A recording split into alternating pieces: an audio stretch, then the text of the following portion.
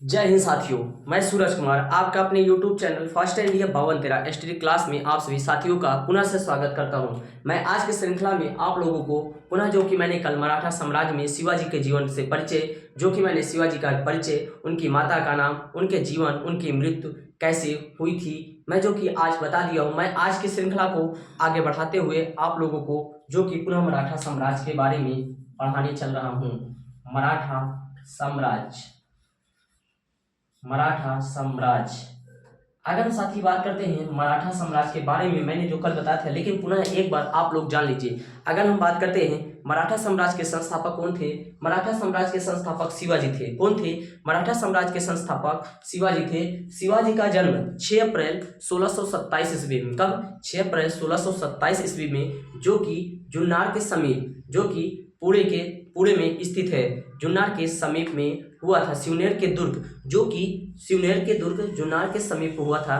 इनके पिता का नाम क्या था? इनके पिता का नाम साजी भोसले था एवं माता का नाम जो कि जीजाबाई था। अगर हम बात करते हैं इनके पिताजी जो साजी भोसले थे, उन्होंने 2 शादियां की थी। कितनी शादियां?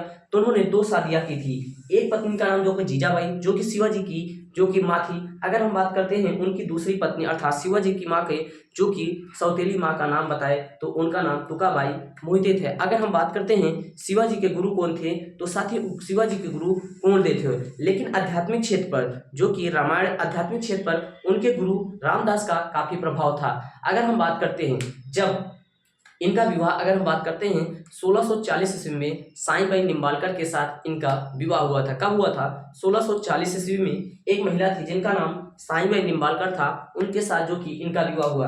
अगर हम बात करते हैं जब इनके पिता ने इन्हें देखा कि ये बहुत ही कुशल और महान बुद्धि के हैं, तो इनके पिताजी जो इनके पास जागीर थी जिसका नाम पूना की जागीर थी, जो कि वहां के रियासत के मालिक इनके पिताजी साजी भोसले थे, तो इन्होंने जो कि पूना की जागीर किसको प्रदान कर दिया? शिवाजी को प्रदान कर दी। शिवाजी को प्रदान कर जो इनके पिता थे जिनका नाम साजी भोसले था, उन्होंने बीजापुर के एक रियासत थी वहीं पर क्या कर ली? नौकरी कर ली। तो जब इन्होंने पूना की जागीर को पाया तो जो कि शिवाजी ने इसे बढ़ाने का प्रयत्न किया। उन्होंने 1644 ईस्वी में बीजापुर का एक जो कि किला था जिसका नाम तोरण किला था, उस पर इन्होंने अधिकार कर लिया तथा इन्होंने 1656 में रायगढ़ को अपनी राजधानी घोषित कर दिया। तथा अगर हम बात करते हैं इन्हें राजा की उपाधि जो कि औरंगजेब थी, औरंगजेब जो कि इनको राजा की उपाधि दी थी। अगर हम बात करते हैं बीजापुर के सुल्तान अफजल खान ने जो कि शिवाजी को मारने के लिए भेजा, क्योंकि वह जो कि अफजल खां जो कि बीजापुर के सुल्तान का सबसे योग्य सेनापति था, लेकिन 10 नवंबर 1659 में उसकी उन्होंने क्या की? अपने खंजर से जो कि गले मिलते ही उसको मार दिया। अगर हम बात करें पुरंदर की संधि जो कि शिवाजी और महाराजा जयसिंह के बीच 1665 ईस्वी में हुई थी। अगर हम बात करते हैं इन्होंने जो कि सूरत को 2 बार लूटा था, जो कि मुगलों के व्यवसाय का केंद्र था। एक बार 1664 में, 1670 में। 1672 में क्या हुआ? 1672 में इन्होंने बीजापुर के सुल्तान से जो कि पन्हाला दुर्ग को छीन लिया। अगर हम बात करते हैं औरंगजेब ने इन्हें जो कि मई 1666 में जो कि जयपुर भवन में इन्हें कैद कर लिया। इन्हें और इनके जो कि एक बेटा था जिनका नाम संभाजी था, उन्हें कैद कर दिया। लेकिन अपने कुशल और राजनीतिक कुशलता के कारण जो कि शिवाजी क्या हुए? 16 अगस्त 1666 को जो कि जयपुर भवन से भाग निकले और जाकर इन्होंने 5 जून 1674 को एक जो कि ब्राह्मण थे जिनका नाम बाण भट्ट था, जो कि वाराणसी में रहते थे, उन्होंने वहां पर अपना क्या किया? राज्याभिषेक करवाया। जो कि अगर हम बात करते हैं बाण भट्ट मूल रूप से कहाँ का निवासी था? बाण भट्ट मूल रूप से जो कि मुंबई या महाराष्ट्र का रहने वाला था। हम बात करें अब 53 वर्ष की अवस्था में जो कि इनकी क्या हो गई?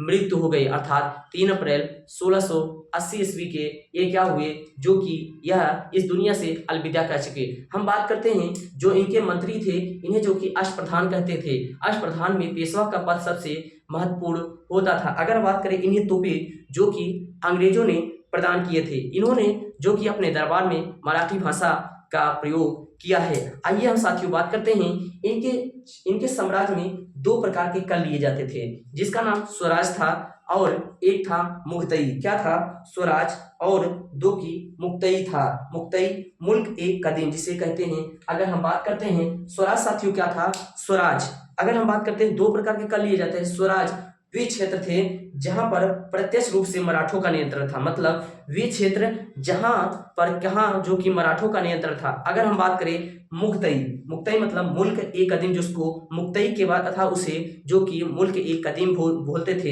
यह वह क्षेत्र था जिसमें चौथ और सरदेश मुखी नहीं लिया जाता था। अगर हम बात करें मराठा साम्राज्य में,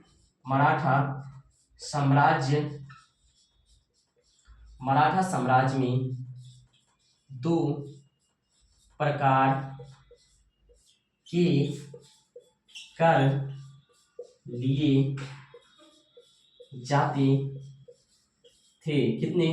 दो प्रकार के कर लिए जाते थे। पहले का नाम स्वराज था, स्वराज यह वह क्षेत्र था, यह वह क्षेत्र था जहां मराठों का प्रत्यक्ष, यह वह क्षेत्र था जहां पर क्या था? मराठों का प्रत्यक्ष नियंत्रण था। क्या था? प्रत्यक्ष नियंत्रण था। क्या था? प्रत्यक्ष नियंत्रण था। स्वराज मतलब अपना राज्य, यह वह क्षेत्र है जहां मराठों का प्रत्यक्ष नियंत्रण था, जो कि दो प्रकार के लिए जाते थे। पहला जो कि स्वराज था। अगर हम बात करते हैं अगले नंबर की, जो कि यह पहला क्या था? कर था। अगर हम बात करें तो इसमें जो कि अगर हम बात करते हैं जो कि दो प्रकार के क्षेत्र होते थे। पहला, दूसरा क्षेत्र कौन था? मुक्तई। क्या था? मुक्तई। क्या होता था? मुक्तई। अर्थात इसे जो कि क्या बोलते थे? मुल्क ए कदीम। क्या? मुल्क ए कदीम। क्या? मुल्क ए कदीम। मुल्क ए कदीम यह वह क्षेत्र था, यह वह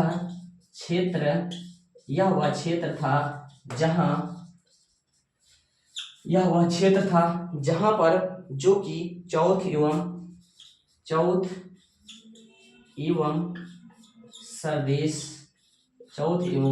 सरदेश मुखी कर नहीं लिए जाते थे। अगर हम साथ ही बात करते हैं जो कि मराठा साम्राज्य में दो प्रकार के क्षेत्र होते थे। कितने? जब वो मर गए तो मराठा साम्राज्य में जो कि शिवाजी के शासनकाल में दो प्रकार के क्षेत्र होते थे।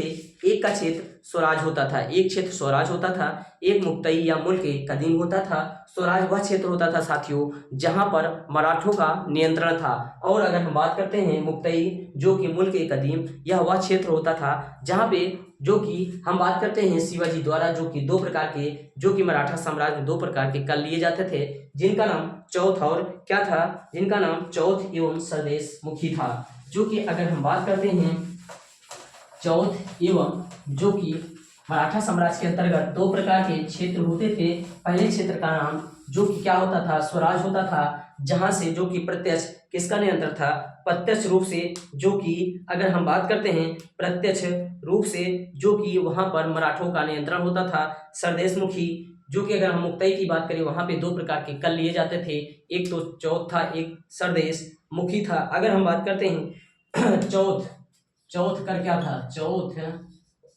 चौथ व सरदेश मुखी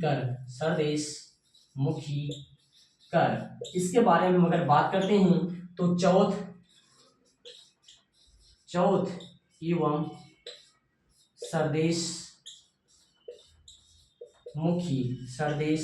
मुखी कर जो स्वराज से नहीं लिए जाते थे, स्वराज क्षेत्र से नहीं लिए जाते थे। क्या होता था? नहीं लिए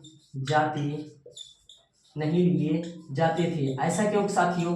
क्योंकि जो चौथ एवं सरदेश मुखी था जो कि कहाँ से? जो कि स्वराज से नहीं लिए जाते थे, जहां मुगल या दक्कानी राजाओं का शासन था। चौथ राजस्व का चौथाई भाग था, जबकि मराठों के उस क्षेत्र पर आक्रमण न करने के लिए दिया जाता था। सरदेश मुखी 10% अतिरिक्त अधिभार था उस क्षेत्र के लिए दिया जाता जो मुगलों के अधीन था, पर मराठा उस पर अपना नियंत्रण करते थे। चौथ भू राजस्व का